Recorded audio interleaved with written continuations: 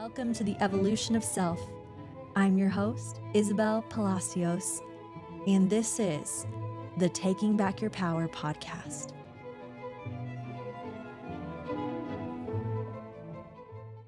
Hello, my beautiful angels, and welcome back to another episode of Taking Back Your Power. I'm so grateful to have you here. And before I dive into today's episode, I just want to say thank you so much from the bottom of my heart to all of you who are tuning in every episode, commenting, liking, sharing, subscribing. That really helps this content so much. I honestly wouldn't be doing this without you guys, without your feedback, without your love and support. So thank you so much for being here. And if you haven't subscribed, if you haven't followed this podcast wherever you are tuning in, please be sure to do that. It really helps, and you will always be notified of when I upload next. And also, if you are on YouTube listening in, turn on the notification bell so that you'll always be in the know of when I upload. Let's get into today's topic: victimhood, victim mentality. I think victim mentality is probably the biggest thing that can hold you back, more so than your own circumstances. Yes, sometimes our circumstances can be hard to get through and hard to get out of.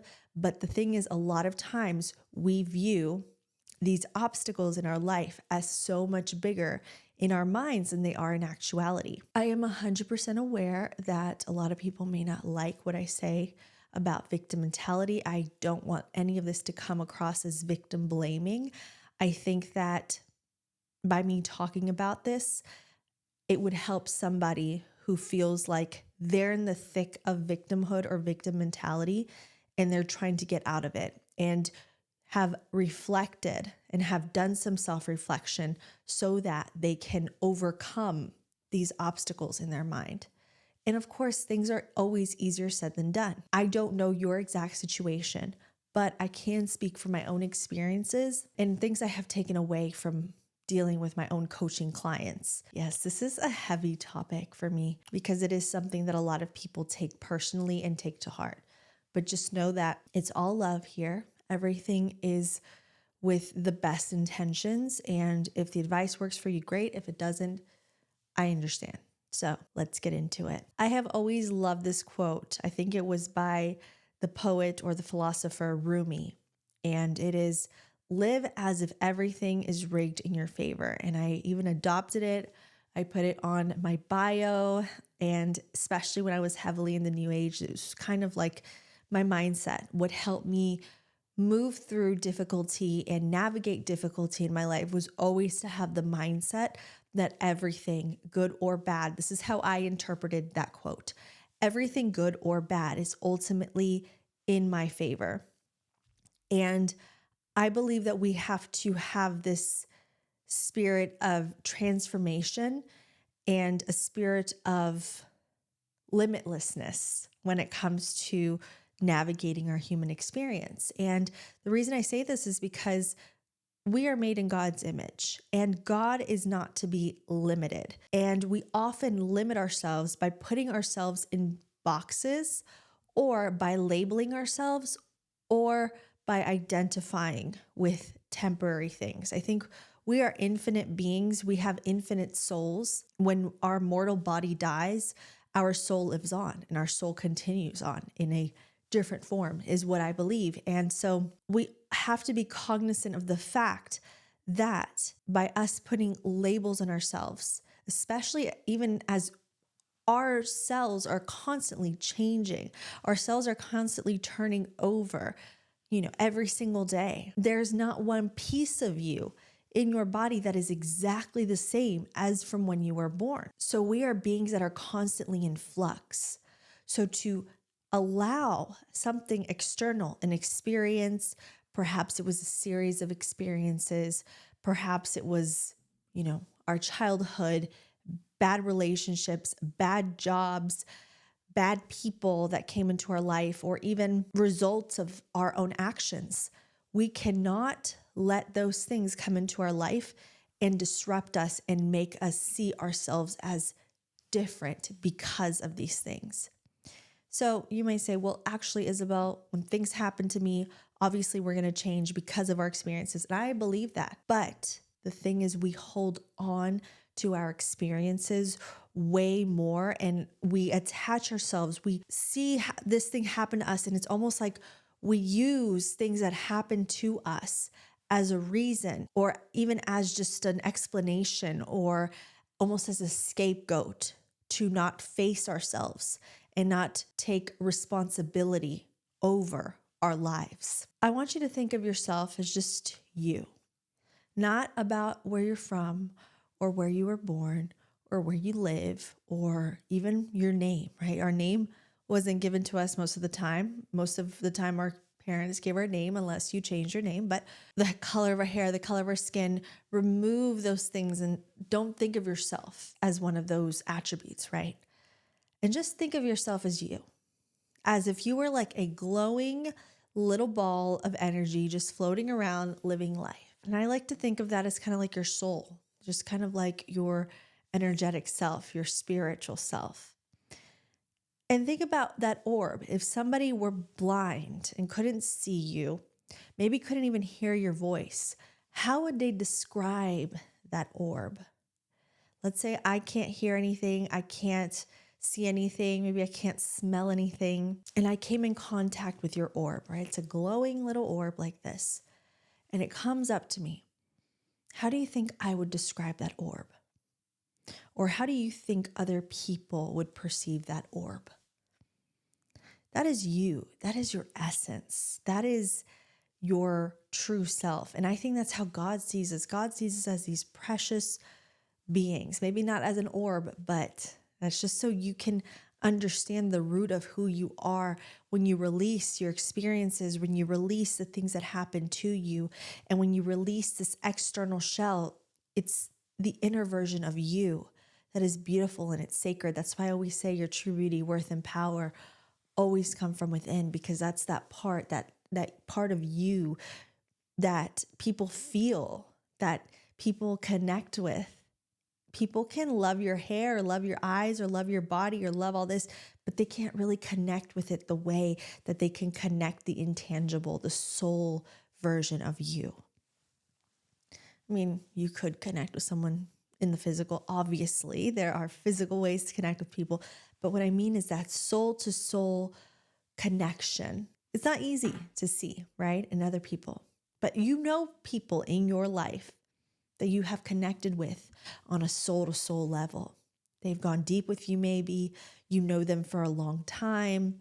You have shared, a lot of time together. So you feel like you have a deep, deep connection. Those people in your life would not view you as a victim to any circumstances.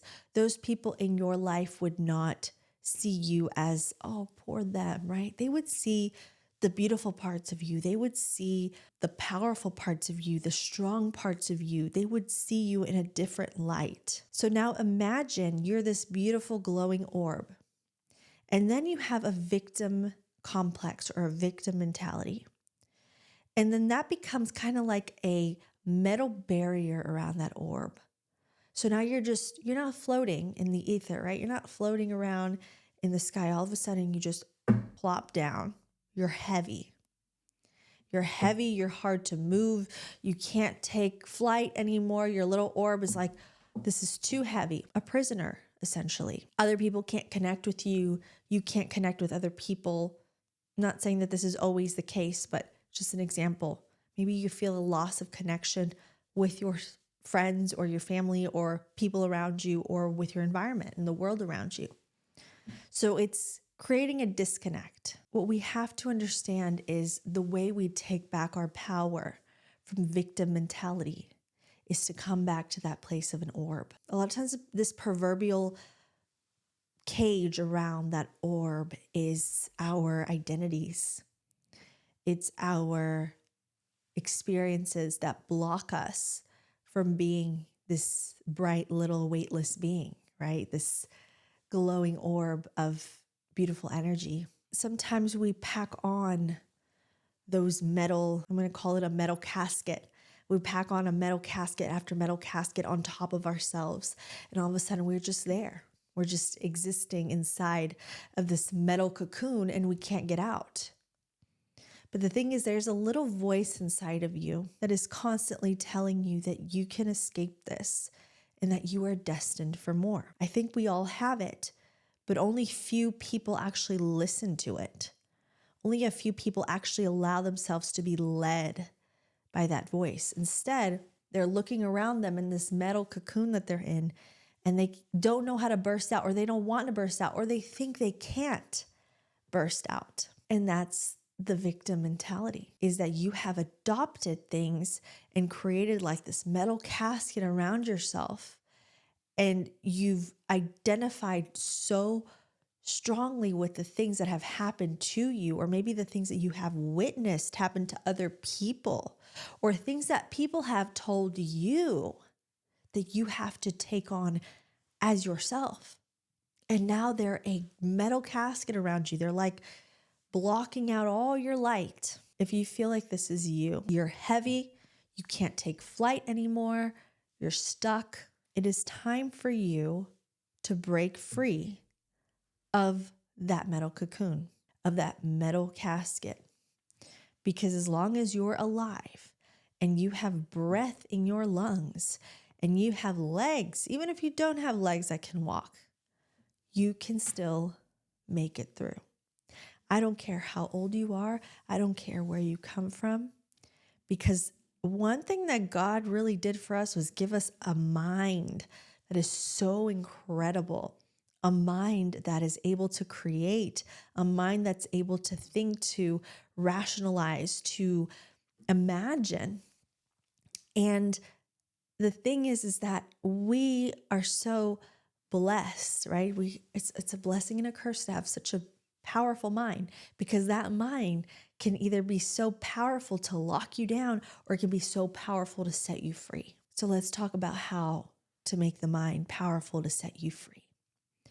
It's all about adopting a mantra or a mindset that is going to allow you to be set free. And this is the thing, is that what the mantra that works for me, or the mindset that works for me, may not work for you, and that's fine. We're all different. Our minds all work differently. It's kind of like math. Some people solve math problems a certain way, and for some other people, it clicks a different way. It's like learning to read. For some kids, it's phonics, and for some kids, it's sounding out, and some kids, everybody's different. You have to get to know your brain. You have to get to know your mind. Self-examination and self-reflection and self-studying is not just to put all the focus on yourself and become your own God. No, it's about knowing how your mind works, knowing your inner workings. We listen to so much information out there. We listen to God knows what, all the stuff that people are spewing.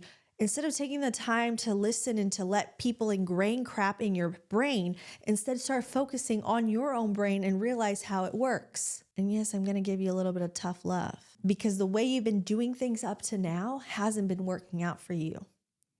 And it's time to take all those things and put away what is not working for you and what is not conducive to your growth or to the greatest version of you. I used to have a very heavy victim mentality, limiting beliefs around two things in my life: money and relationships. I remember, I think I was like in high school or college, I don't even remember. I remember thinking that somebody had put a curse on me, which is why I never found the one. And I was so young. It's crazy to think, but I was so young and I had this feeling. I used to think people would, put curses on me. I thought this one guy put a curse on me. I remember in high school, because he was like crazy chasing after me. And he was like, I felt like, and I started to kind of believe in the law of attraction at this time. So I thought, maybe he's doing something like sending signals and blocking me and this and that. And the crazy thing is that you don't realize how these little beliefs that in curses, this is why I don't believe in curses. I know that, I talk about generational curses and things like that. But I think that with God by your side and you deciding, you can get rid and lift all curses. There's nothing more powerful than God. So I had that belief for a long time. And also about money. I used to think because I didn't grow up a certain kind of way, I couldn't be rich. I couldn't have my own business. I couldn't be self-sufficient. And believe me, a lot of times those limiting beliefs come up anytime, right? And you always have to tell yourself, your mindset, your brilliant, beautiful mind that God gave you in his image, that mind can overcome these little words or these voices. And you may say, well, Isabel, what if my experiences have been reaffirming these limiting beliefs or reaffirming my victim mindset? What if this is my mindset and it keeps happening? Well, it's almost like a self-fulfilling prophecy. When you believe things will be so and that becomes your belief, it's almost like you're looking for it. I could have let that become my story, and I could have let that continue on and be a self-fulfilling prophecy and not take my power back and not realize my power. So the main thing that you have to do is that when you realize where you have a victim mindset in, or where you feel like I've been cursed, or this is always going to happen, or because of these identities I have about myself or these experiences, instead of giving so much power to that, instead start giving power to the opposite. Start giving power to the words or the mindset or the motto or the mantra that is the opposite of that. So take ownership of your life. Take ownership of where you currently are. And taking ownership doesn't mean that it's your fault that something happened to you, or whatever happened to you is your fault, right? If somebody did you wrong, it's not your fault. I'm not putting the blame on you. But as the adult, or as the conscious being that you are, as the beautiful being that you are, you have decided to take responsibility and ownership. It's kind of like the captain has come and is going to take this ship. Maybe your life was like a ship and it was kind of flailing around everywhere in a storm. The storm is not your fault, right? But the captain has to come up and start steering the ship the best that he can. That's what I want you to do with your life. What can I do with what I have in the place that I am right now, with the information I have now? It doesn't have to be perfect. You don't have to navigate it perfectly into still water. You just have to get up there and show up and navigate. And if it feels scary, if it feels daunting, even if it doesn't feel scary, even if it doesn't feel daunting, even if it doesn't feel impossible, I want you to put that ship in God's hands and say, God, I want you to work through me. I want you to guide me. I want you to help me navigate and get through this storm and overcome this storm. You're going to see how things just start working out in your favor, how things start to show up, how bridges are built, and you get this supernatural strength, this supernatural fire within you, this motivation when you give it to God. That's why prayer is so powerful, because not only does it work in the spiritual sense, right? It's our direct communication with the divine, but it's also a mental thing. Because when you're in a victim mindset, you are going to feel like everything is against you. You can even feel like God is against you. So that's why it's so important to pray, to get a prayer journal or meditate or whatever it is that helps you connect to the divine and connect to that guidance, to the divine guidance and the divine power that we can all connect to, and allowing it and surrendering to it. You will overcome things that you never thought you could overcome. Faith without works is dead. While you want God to come in and work in your life, you also have to get to work. You also have to start one step at a time, moving forward in the direction that you wish to go in, getting that ship out of the storm. And yeah, it's not easy getting a ship out of the storm. It's hard.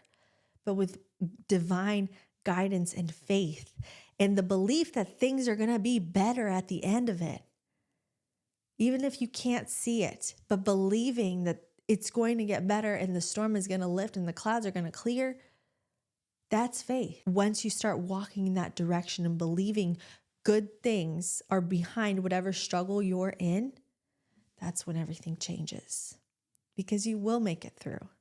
You will overcome.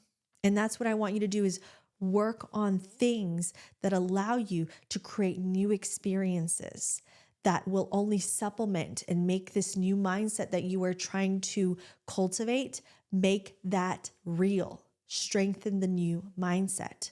Don't go into old habits and old patterns on your victim mentality. Don't fall back into things that are only going to bolster your victim mentality.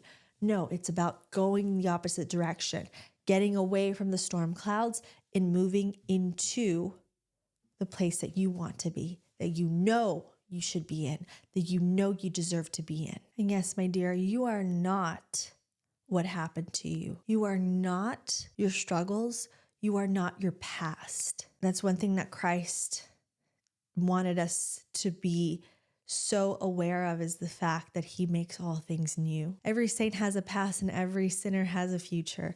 We all have beautiful futures, but the quicker you get out of your own way and instead start working with the divine to create a way, you are going to be stuck as that beautiful bright light covered in a metal cocoon. And one thing that's really important is to get control of your emotions. It's okay to feel your emotions.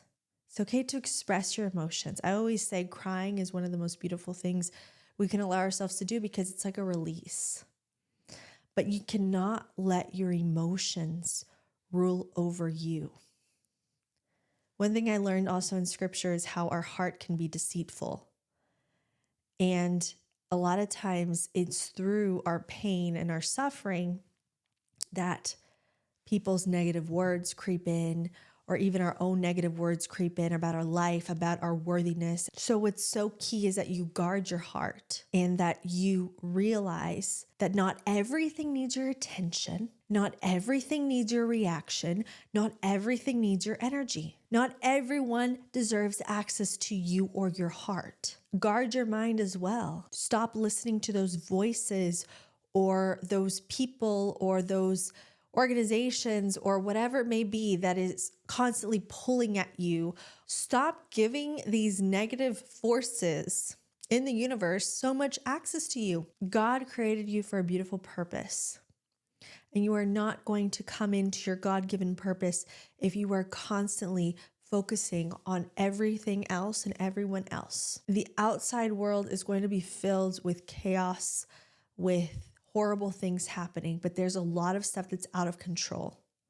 One thing that I've really done to overcome a lot of just the negative or like the doom and gloom that happens, because I can tend to go down rabbit holes and tend to research things.